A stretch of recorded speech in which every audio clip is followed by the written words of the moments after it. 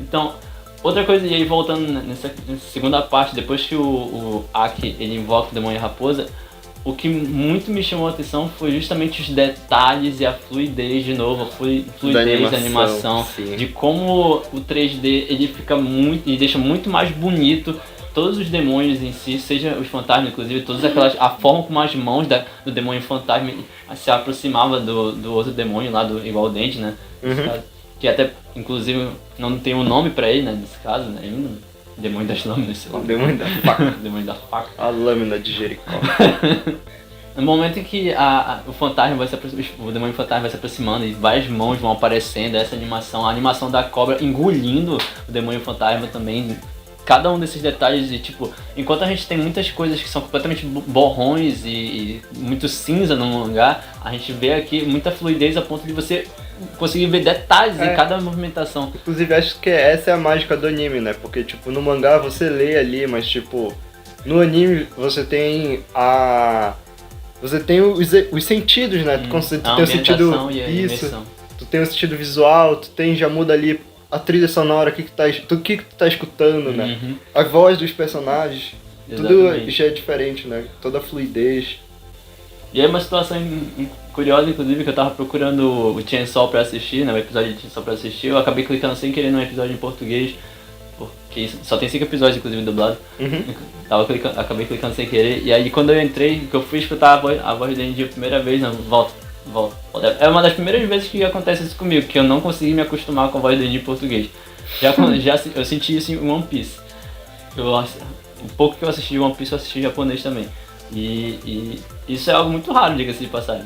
Isso é algo muito raro, porque a gente sabe o quanto as dublagens em português são boas também, quanto realmente tem uma imersão, às vezes até maior em alguns personagens em relação às suas vozes, né?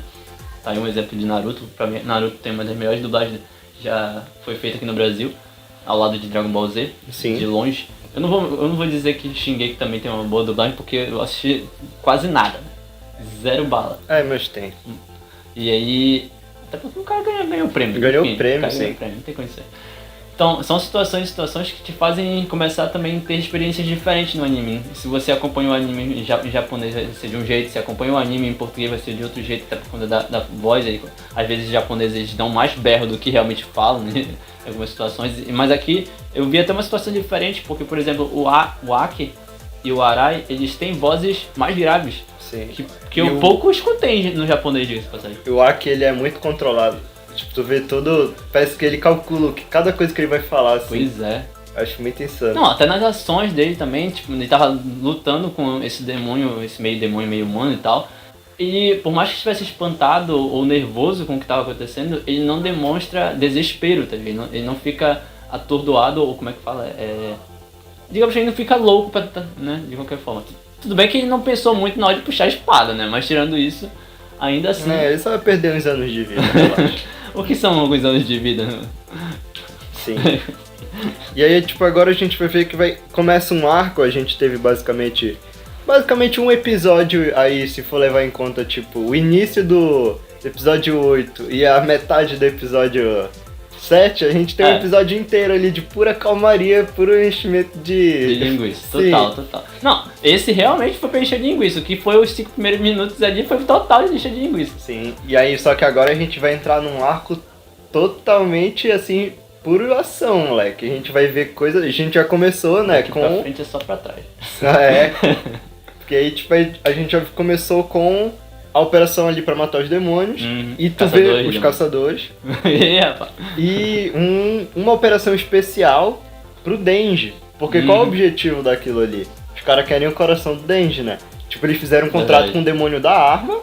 Como é que o demônio da arma sabe a existência do Denji? Como é que todo mundo agora sabe a existência do Denji? Exatamente, de repente todo mundo já sabe onde o Denji está, quem é o Denji, o que você precisa fazer com ele. Porque é até esquisito, porque, por exemplo, quando o Denji, ele começou a caçar os demônios quando ainda era criança, né? E ele já usava o Pochita. Exatamente. Só que, tipo, não na forma do Chainsaw. Exatamente. E aí quando ele usa a forma do Chainsaw a primeira vez contra o demônio zumbi, isso. E aí, tipo, parece que aí as coisas mudam de lá pra cá, né? Tipo, no Demônio da Eternidade, tu já vê que ele quer o coração dele, mas tu fica, por quê?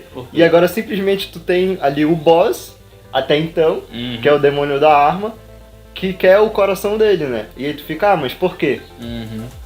O que será que o Pochita fez, hein, Pochita? Algo de errado não está certo. Seria este o príncipe dos demônios? Pochita, eu esqueci que eu tenho uma vida antes. Deixa quieto.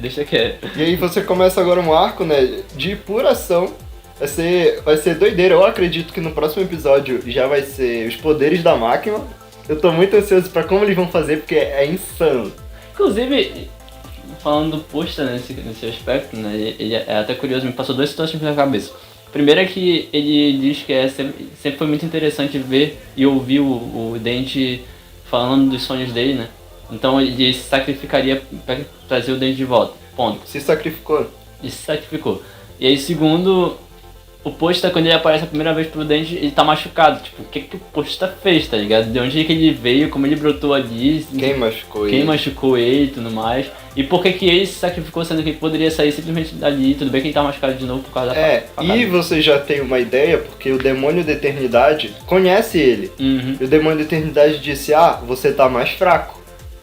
Ou seja, será que ele veio ali de alguma batalha onde ele ficou mais fraquinho? Pois é. E aí ele veio nessa forma de cachorrinho?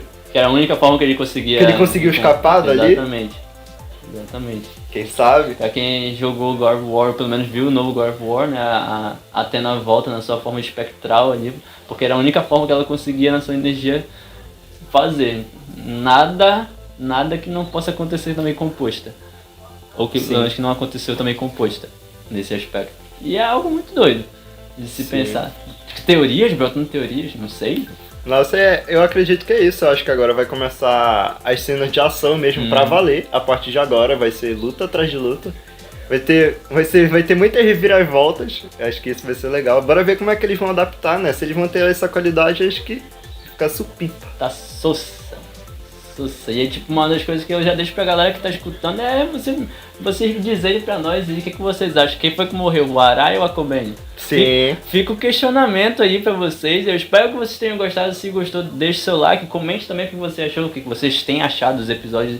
E de certa forma, eu tô até pensando em gravar um vídeo só pra falar desse primeiro arco e depois até o final do bar, né? Com o bar. Pois é, e aí fica o questionamento de quem será que morreu ali naquele caso. Sim.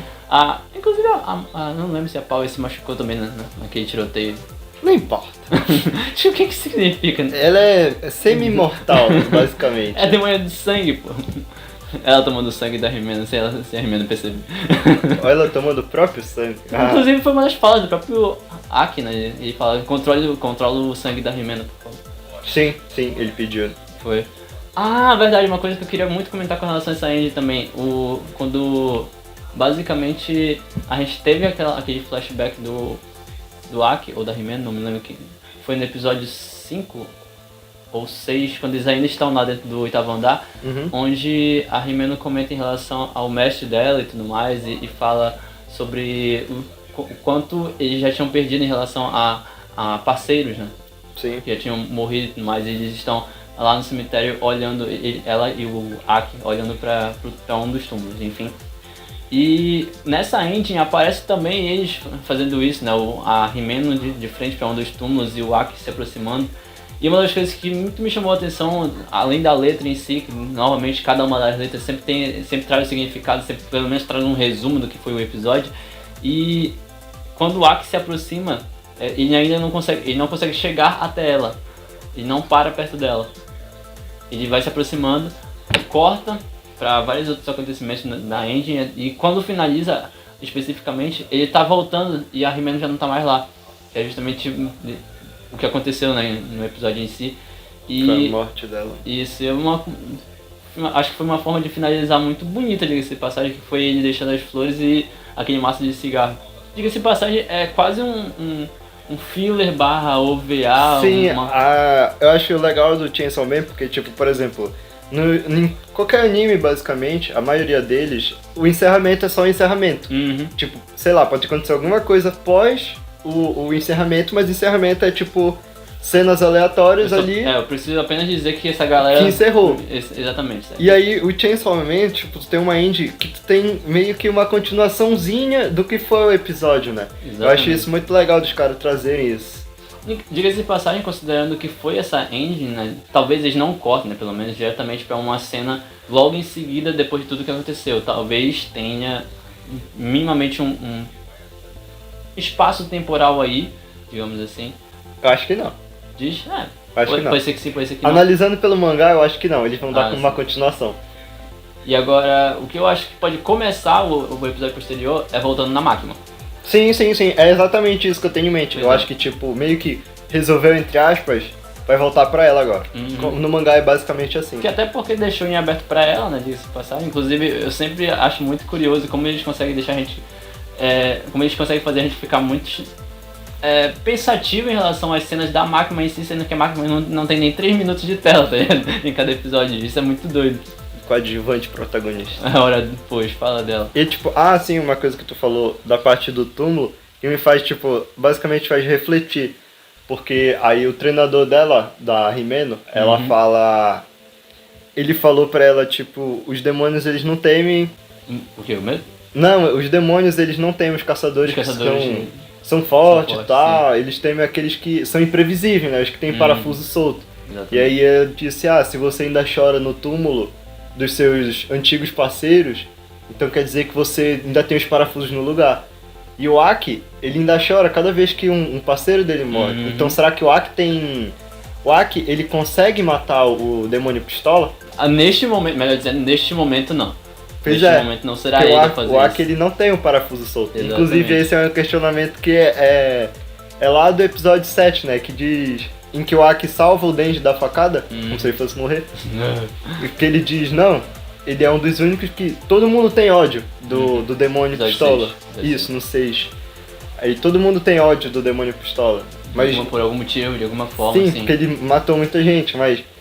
Não é todo mundo que tá... Todo mundo tá disposto a matar, mas agora quem é que realmente vai lá fazer? Exatamente. Alguém tem esse parafuso solto? Ao ponto de ser insano o suficiente pra encarar o cara de... Encarar de frente, né? Bater de frente. Sim, e tipo, o Denji simplesmente por uma promessa disse... Tá no papo. Tá no papo. Deixa que eu faço. Deixa que o pai mata no peito nessa missão. Sopa no mel. Basicamente, eu acredito que seja isso. As impressões desse episódio. Foi um episódio que eu acho que manteve a qualidade, a trilha sonora foi muito boa. E como eu disse, começou agora o arco das ações. Agora vai ser insano. Agora é pra cima e foca no Danhan. Te falar, uma das coisas que eu acho que me deixou um pouco triste nesse episódio é apenas o lado das músicas. Porque às vezes eu sinto que as músicas são tão baixas, a trilha sonora, no caso, fora a abertura e opening, né? Opening e ending. Às vezes eu sinto que é muito baixo, não dá pra escutar em alguns aspectos, e aí fica alto a ação, né? A gente foca tanto na visão e parece que deixa desmedido o lado da audição. Mas não diminui quase nada a qualidade do anime em si, a qualidade das animações em si, o que a mapa vem fazendo. A máquina, fala da máquina.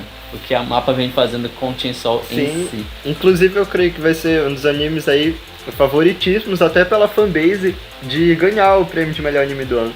Pode até não ser o melhor anime do ano, mas acho que só pela fanbase, tipo, porque é democrático, entre aspas, né? Ocorre meio que uma votação, acho que os caras estão, tipo, na disputa ali.